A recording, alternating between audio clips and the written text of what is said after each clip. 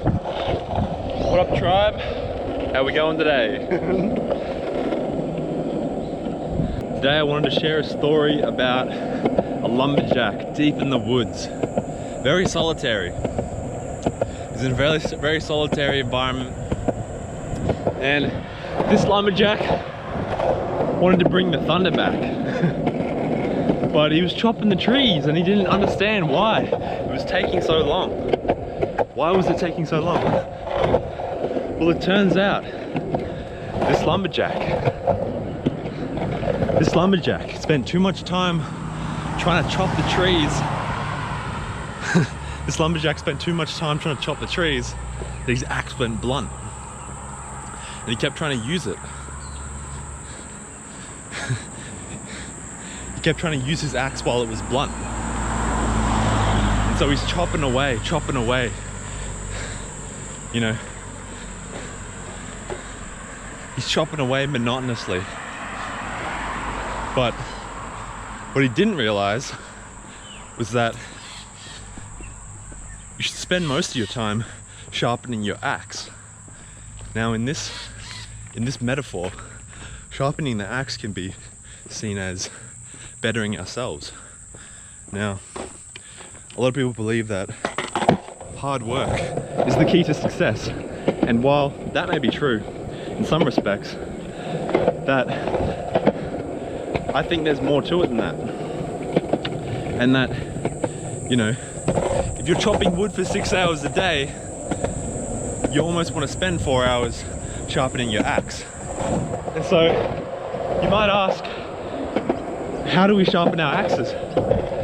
And I'd say meditation, reading, yoga, stretching, good habits in place of bad ones. You know, too many times in life we're trying to force a result. We're too attached to the end result and we're trying to force it. And this can leave us blind to the actual opportunities in front of us. You know, when you, like, it's a question of where it's coming from, where your emotion to complete a task is actually coming from. And sometimes when we're trying to force things, it can come from a state of lack, of I don't have this, so I need it. And so we should spend more time sharpening our axes so that, you know, we can absolutely slice through those trees, you know, super efficiently. And so this is the premise of things like 4-hour work weeks. It's that we spend most of our time sharpening our axe, sharpening our mind, and you realize that the 80-20 rule, the Pareto distribution, actually exists. And that's to say that literally 80% of your results come from 20% of your action. And this is a law that is universal throughout all of nature, you know. You know, the top 20% of lions will get 80% of the food. The top 20% of companies will get 80% of the revenue. 20% of the population commits 80% of the crime, you know, and the list goes on. And so this ties directly back into sharpening our axes and becoming strong, becoming sharp, so that we can be as efficient as possible. So we can be as efficient as possible. It's almost like a skateboard as well, like what I'm on right now. Skateboards, you push for a bit and then you go down a hill. There's no effort. The only effort is balance. And once you have that, you know, you're set. Balance is the hardest part.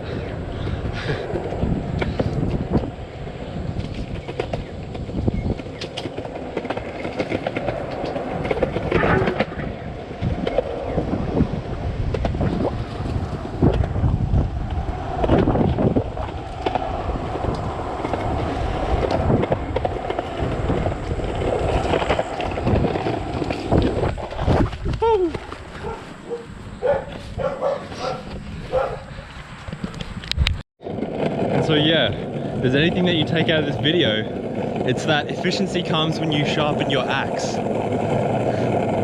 So I think the whole whole structure of how humans think needs to be switched around. We're heading into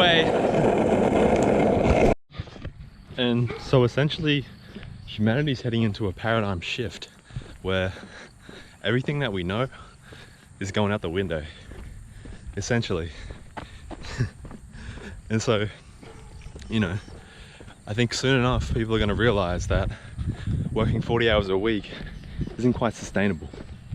You know, the world is so rife with stress, anxiety, that yeah, it's really not sustainable. And the common denominator is these jobs that everyone hates. They're still working because they think that it's needed.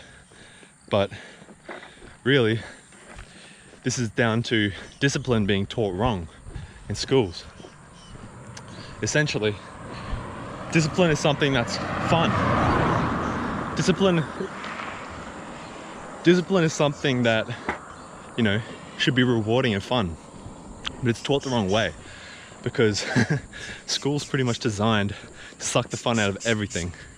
You know, when I was in school, we had a good principal to start, and then later on we had a principal that came in and he wanted to reduce time outside the classroom. You know, we already had like 1 week, you know, or 1 time a week we'd go out, and he wanted to add more time in the classroom to boost the grades.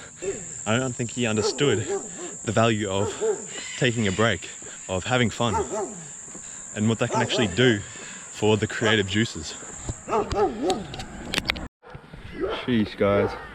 For all you non-Australians, I'm pretty sure that's a red-bellied black. That shit deadly. That shit deadly as fuck.